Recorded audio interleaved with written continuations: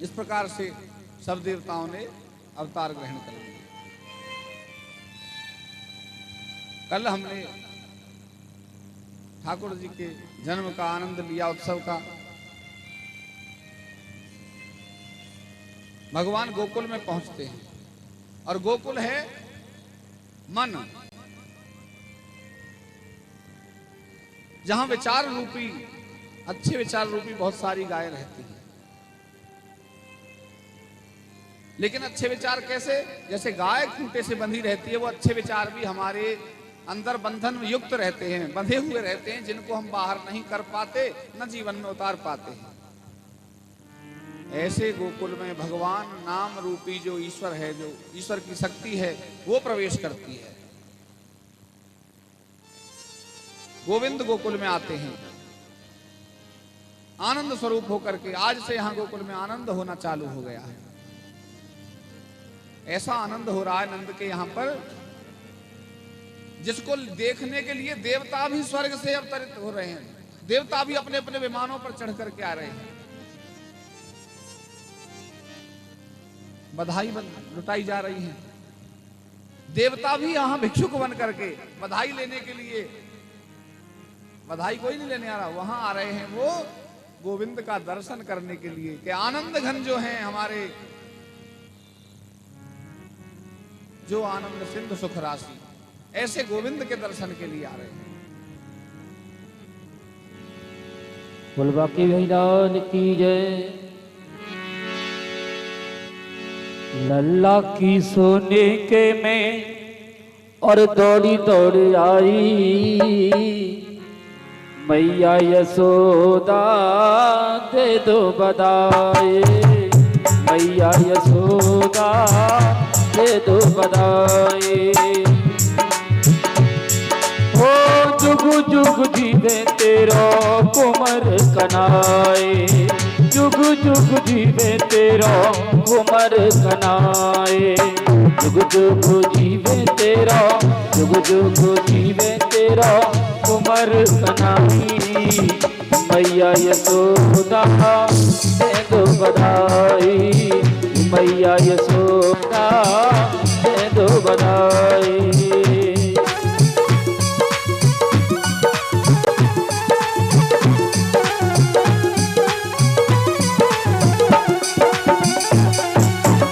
जुग जुग जीवे तेरा कुमर कनाए, जुग जुग जीवे तेरा, जुग जुग जीवे तेरा कुमर कनाई, मैया यशोदा दे दो बधाई, मैया यशोदा दे दो बधाई।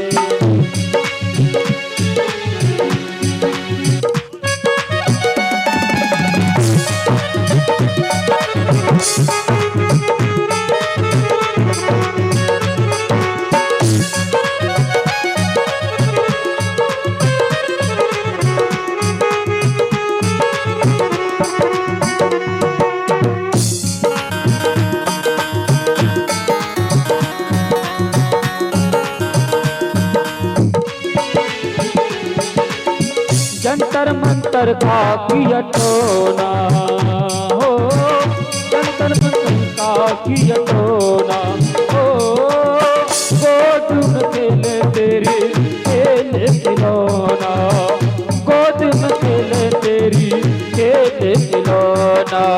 जग से निराली तूने, जग से निराली तूने दौलत ये पाई, मैया यशोदा दे दो बधाई, मैया यशोदा दे दो बधाई। जुग जुग जीवे तेरा कुमर कनाए, जुग जुग जीवे तेरा, जुग जुग जीवे तेरा कुमर कनाई, मैया यशोदा दे दो बधाई, मैया यशोदा दे दो बधाई, मैया यशोदा दे दो बधाई। जय जय श्री राधे, जय जय श्री राधे, जय जय श्री राधे।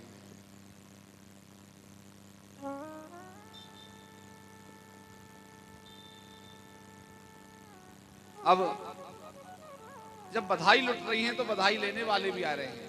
और वो कैसे आ रहे हैं? घर से जा रहे हैं, कन्हैया जन्मे हैं, ठाकुर का अवतार हुआ है, उनका दर्शन के लिए जा रहा हूं। तो उससे जो परिवार वाले हैं वो कहते हैं कि हमारे लिए भी कुछ लेते चले आना बधाई में।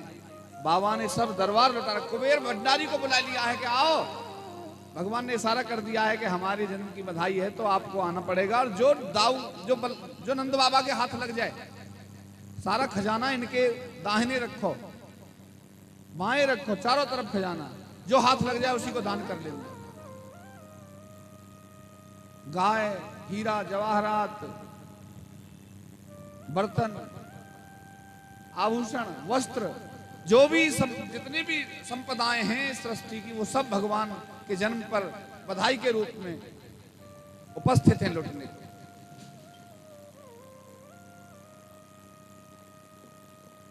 एक सामने पहुंचा नंद बाबा के, मुझे भी बधाई दे दो। बोले तुम कहां से आए हो, कौन हो, और ऐसे तुम्हारे मन में कैसा विचार आ गया? बोले मेरे मन आनंद भयो ब्रजराई याचन आयो। मुझे लगा आनंद, मैंने देखा कि जब वहां आपके यहाँ पुत्र जन्म हुआ है, मुझे रुका ना गया कि मैं भी कुछ प्रसाद रूप में लेकर के आता हूं। लेकिन परिवार ने भी अपने अपने मन को मथो कह सब मोह को पठायो। परिवार ने भी मुझसे डिमांड करी है, मेरे लिए तो चाहिए ही चाहिए। परिवार कैसे? बाबा घर के सब बोले हम भी लेंगे। लाला बाबा बोले कौन कौन ने मांगो, जब सबका नाम लेके बता। तात कहो समझाए राम सो, तू जाए आशीष दीजो। तू जाकर के पहले आशीष देना उस बच्चे को, उस बालक को।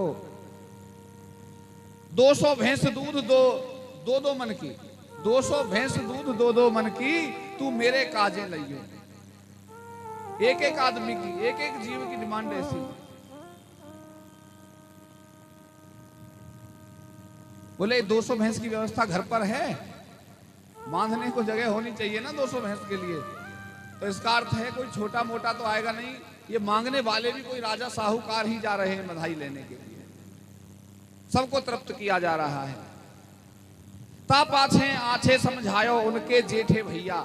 हमारे ताऊ जो हैं पिताजी के बाद, उन्होंने हमसे कहा उनके काजे दीजो बाबा सुबह 700 गैया।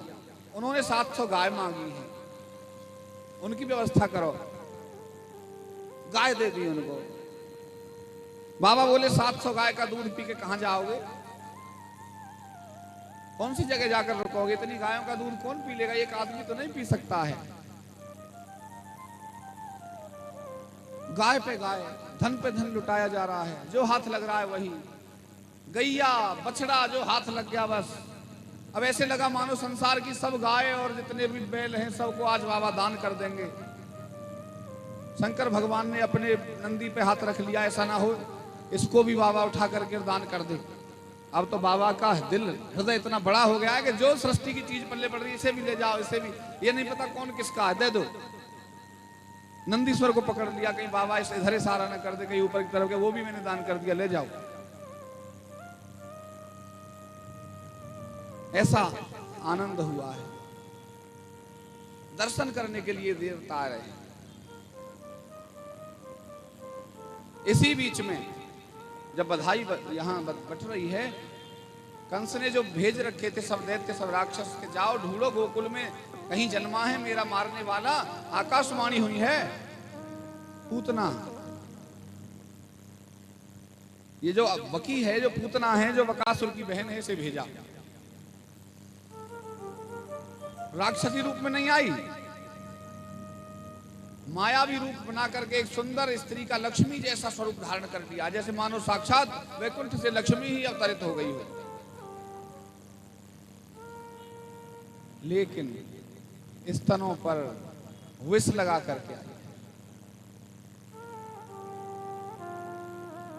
अब इस विष से लिप्त स्तनों को लेकर के लक्ष्मी जैसा स्वरूप बना करके पालने में अंदर गोविंद खेल रहे हैं, बाहर बधाई लुट रही हैं। गोविंद अकेले पालने में, मैया उनके पास।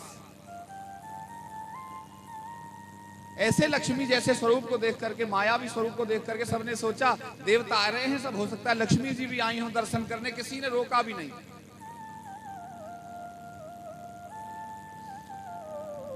महल में अंदर प्रवेश कर गई। आंगन में लाला को देख करके, मैया यशोदा की गोद में लाला को देख करके रोने लगी। मैया यशोदा ने समझा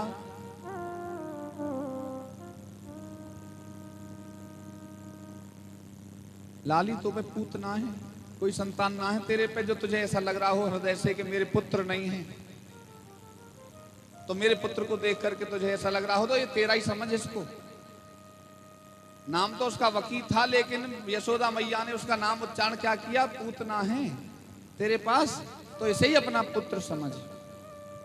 नाम तो वकी है, भागवत जी में तो उसका नाम वकी आया है। अहो वकीयम स्तन कालकूटम, कालकूट विष को लगाकर आने वाली है वकी नाम की राक्षसी। पूतना तो यशोदा मैया ने नाम रख दिया।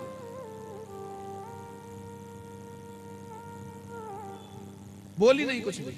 यशोदा मैया उनकी गोद में लाला को देखे, ए लालन को तू खिला और अभी अपना शोक दूर कर आनंद ले, मैं थोड़ा बाहर काम देख के आती हूं। जैसे ही यशोदा मैया वहां से निकली बाहर, पूतना ने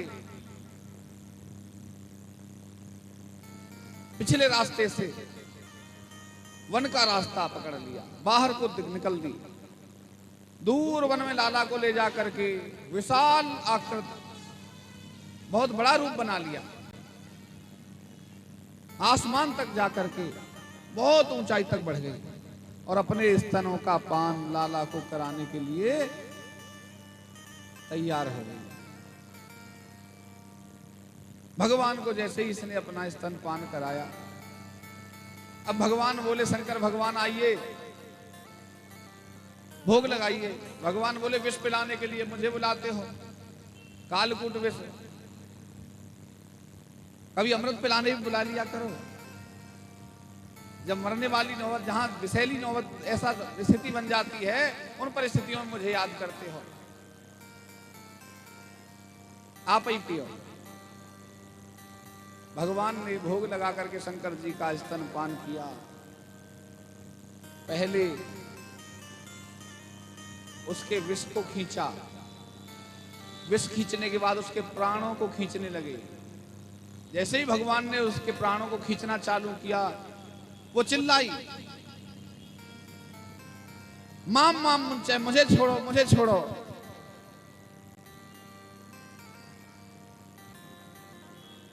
मेरी रक्षा करो, मुझे छोड़ दो। सामंच मुंच मामेति प्रभाविको निष्पीड्यमाना अखिल जीव मर्मणि। भगवान ने मन ही मन कहा, देवी मैया मैं जिसको पकड़ लेता हूं छोड़ता ही नहीं हूं। मेरी पकड़ से जो दूर रहे वो बचा रहता है, जो जिसको मैंने पकड़ लिया, वो भक्त हो या शत्रु हो मेरा, उसकी मुक्ति तो निश्चित है। तो अब तो मुक्ति करके ही छोड़ूंगा।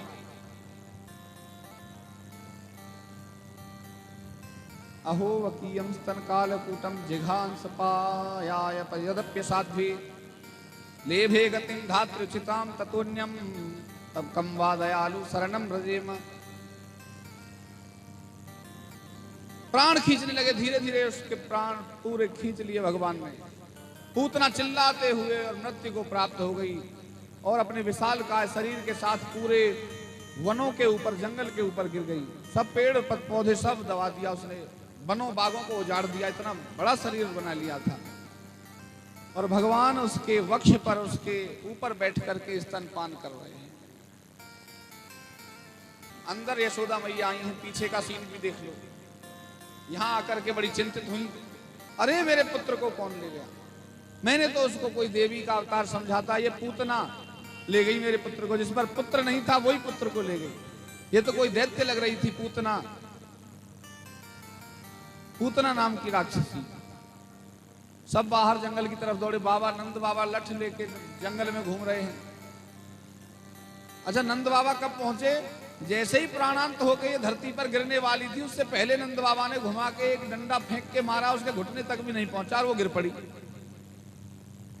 ये कैसा इत्तेफाक हुआ ऐसा कि वो डंडा ऐसे फेंका जब तक गिरी नहीं थी, और डंडा उछला ऊपर को, वो गिर पड़ी। तो नंद बाबा बोले, एक लठ में मार दी मैंने, मेरे लालन को लेके जा रही थी।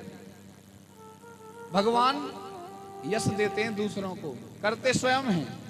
महाभारत का युद्ध भगवान ने सब अपना अपने योग माया से जीत लिया, लेकिन यश दे दिया सब वीरों को, पांडवों को, जितने भी लड़ने वाले थे, किसने किसको मारा, लेकिन ये सब तो निमित्त मात्रम थे। तो यहां भी निमित्त बना दिया यशोदा और नंद बाबा को। नंद बाबा निमित्त बने, लालन को गोद में लेकर के अपने घर पहुंचते हैं। नजर उतारी जाती है गौ की पूंछ से। अब गाय ही नहीं है, पूंछ में तो डंडा मार दे हैं गाय की, में गौ की पूंछ से नजर उतारोगे कैसे, झाड़ा कैसे लगाओगे? कितनी भी बड़ी कोई खोर हो, कितना भी बड़ा कोई नजर का प्रभाव हो, कितनी भी बड़ी कोई बच्चे पर व्याधि हो, गाय की पूंछ से उसको 7 बार झाड़ा दे दो, सर से पैर तक 7 बार। इतनी ऊर्जा है गाय के पुच्छ भाग में कि वो सब व्याधि नष्ट हो जाती है। गाय का प्रभाव।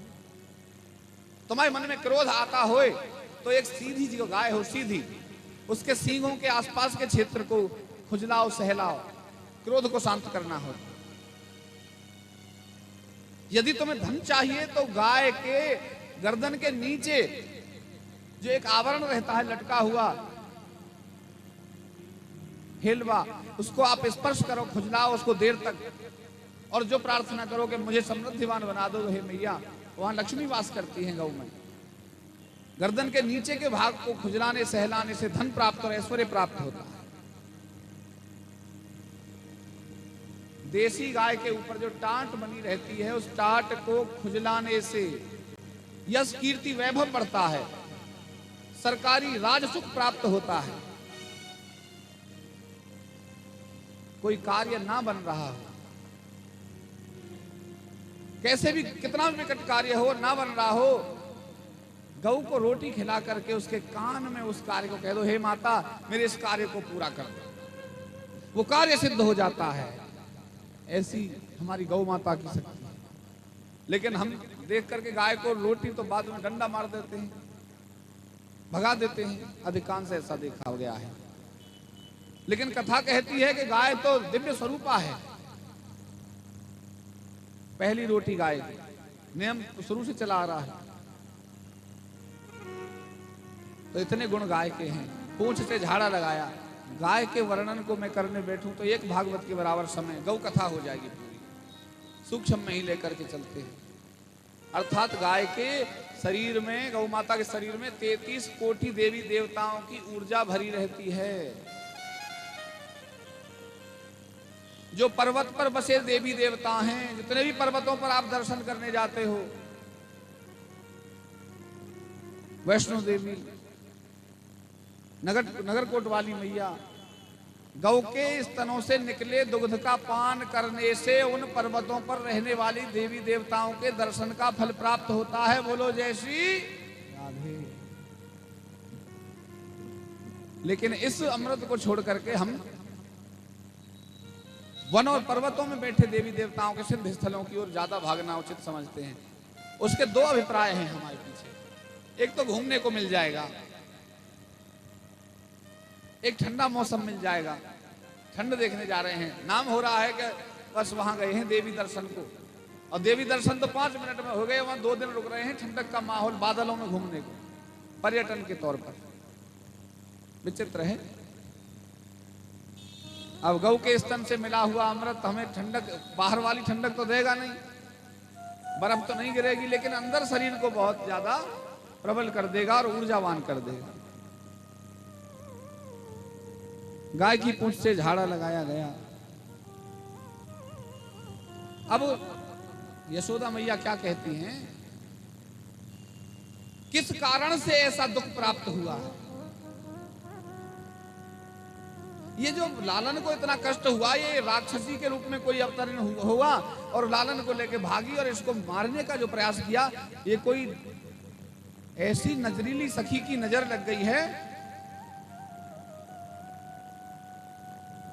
कि इतना बड़ा बुरा प्रभाव हमारे लालन पर पड़ा है। अब यशोदा मैया पूंछ का झाड़ा देती जा रही है और बस नजर उतारती जा रही है, और उस गोपी को, जिस गोपी की नजर लगी हो, उसे कोसती जा रही है।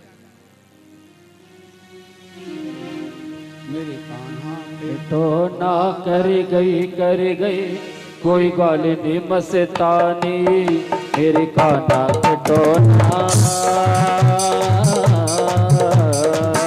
मेरी काना कटोना कर गई कोई गाल नहीं मस्तानी मेरे काना कटोना कर गई कोई गाल नहीं मस्तानी कोई गाल नहीं मस्तानी सखीरी कोई गाल नहीं मस्तानी कोई गाल नहीं मस्तानी सखीरी कोई गाल नहीं मस्तानी मेरे काना के पीछे पर गई कोई गाल नहीं मस्तानी मेरे काना कटोना कर गई कोई गाल नहीं दीवानी।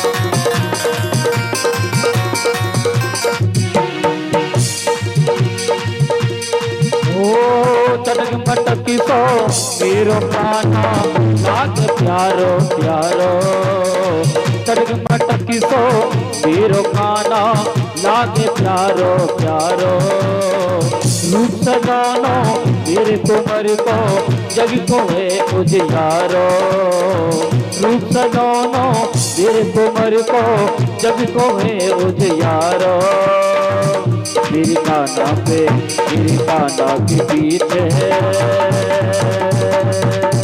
मेरी काना के पीछे पर गई कोई गाल नहीं मस्तानी मेरे काना कटोना कर गई कोई गाल नहीं दीवानी कोई गाल नहीं दीवानी सफीरी कोई गाल नहीं दीवानी कोई गाल नहीं दीवानी सफीरी कोई गाल नहीं दीवानी मेरे काना पे टोना कर गई कोई गाल नहीं दीवानी मेरे काना पे टोना कर गई कोई गाल नहीं दीवानी।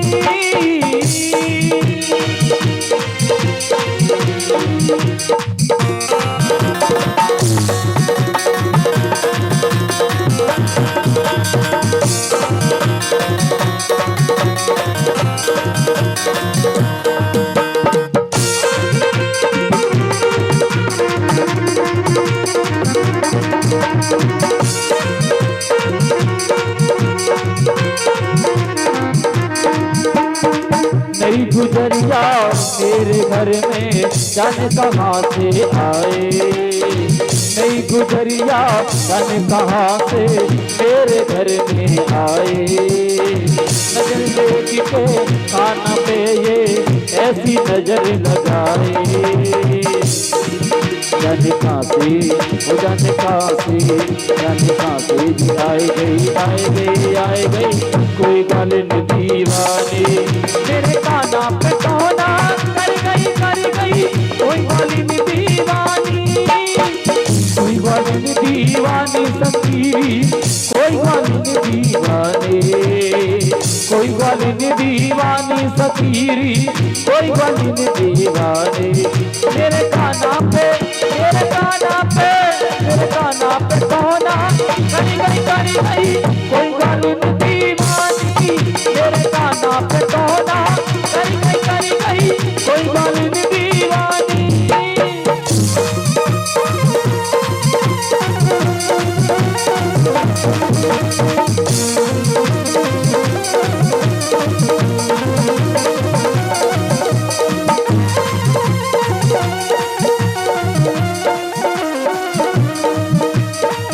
मेरे काना पे टोना कर गई कोई गाल नहीं दीवानी मेरे काना पे टोना कर गई कोई गाल नहीं दीवानी।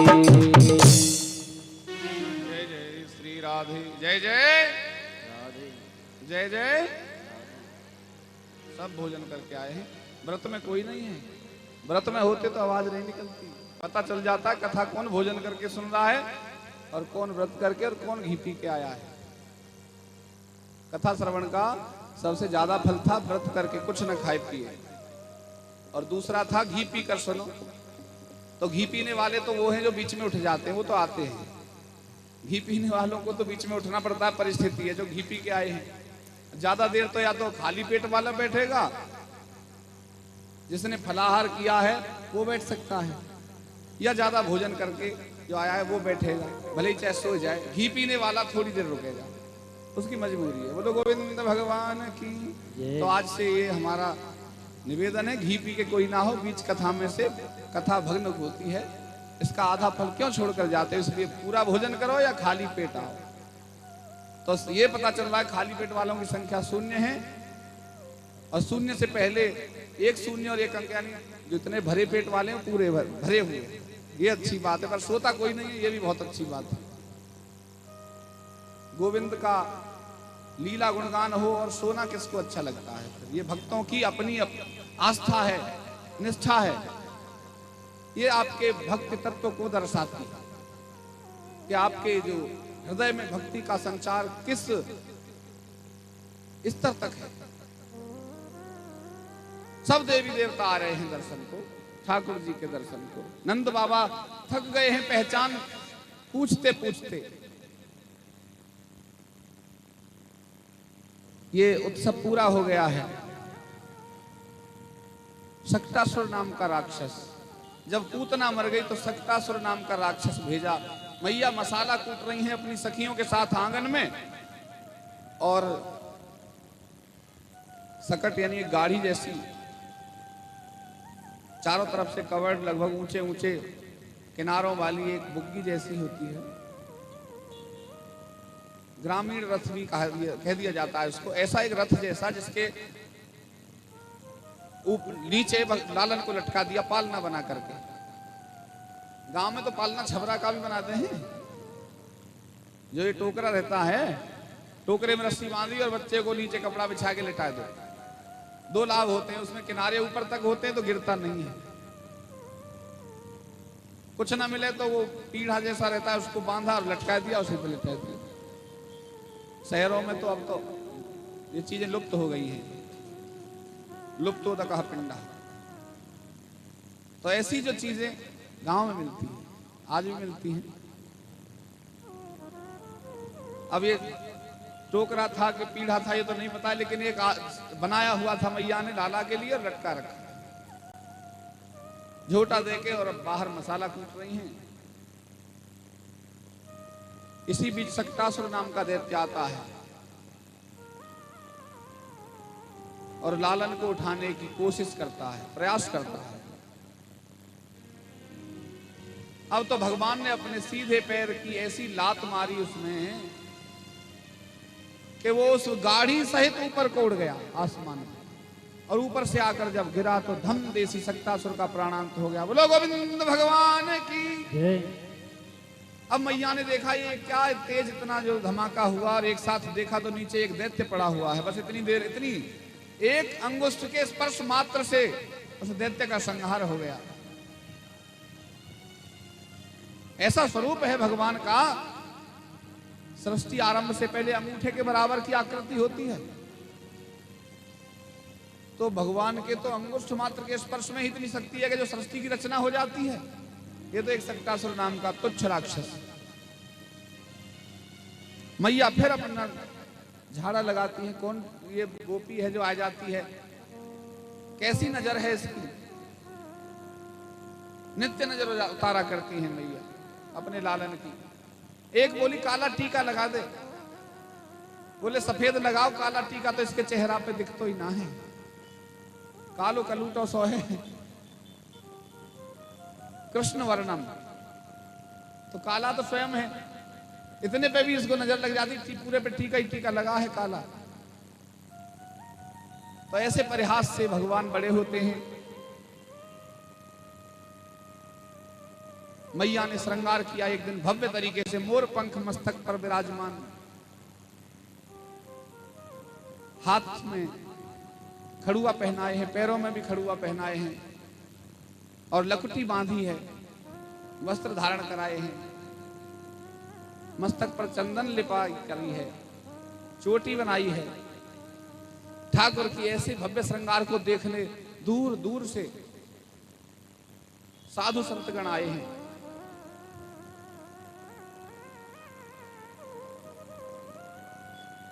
सब देवता आ रहे, नारद जी आए हैं दर्शन कर। नारद जी दर्शन करके लौट रहे हैं। नारद जी को सब जानते हैं, मैया भी जानती है नारद हैं। बीड़ा लेकर के आए तो नारद हैं। नंद बाबा तो जानते ही हैं, मैया भले ही न जाने। नंद बाबा ने कह दिया होगा देवऋषि आए हैं दर्शन करा दिए।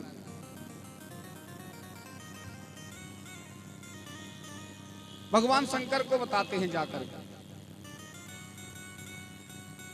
आप ठाकुर का जन्म हो गया है ब्रज में, उनका दर्शन करके आया हूं, तो मैं भी सौभाग्य चाहिए तो जाओ दर्शन कर आओ। बोले इस रूप में कौन दर्शन कराएगा मुझे लालन के? बोले तो रूप बदलो। जिसके भीतर ज्यादा ऊर्जा होती है उसे ज्यादा संभलना पड़ता है। जो ज्यादा शक्तिशाली हो ना उसे बहुत संयम से रहना पड़ता है। उसे गुस्सा आ जाए तो बहुत सारा विनाश कर दे, तो उसे अपने आप पर बहुत कंट्रोल करना पड़ता है। बहुत सारी मायाएं छुपानी पड़ती हैं, बहुत सारे स्वरूप छुपाने पड़ते हैं। अब भगवान के ऊपर तो वो तिरछा टेढ़ा चंद्रमा, वो भी छुपाने में बड़े मुश्किल से आता है। कुछ चीजें छुपी कुछ ना छुपी। अब सांप तो कहीं ढकोगे भी तो वो विषैले सर्प गले में से निकल के भागेंगे इधर उधर। बिच्छुओं के जो कुंडल हैं, बिच्छू भी बाहर निकल के अपना कोई ना कोई हाथ पैर मार दिखाई देगा। कितना छुपा सकते हैं? महल भी लगाओ। शंकर जी आए हैं आज धरती पर, धराधाम पर गोविंद का दर्शन करने के लिए। ऐसा रूप बनाए हैं सन्यासी का रूप धारण करके, और जनता के कल्याण की कामना की राग ध्वनि करते हुए चले आ रहे हैं। ऐसे विरक्त रूप में, ऐसे बाघंबर धारण किए, सन्यासी का वेश बनाकर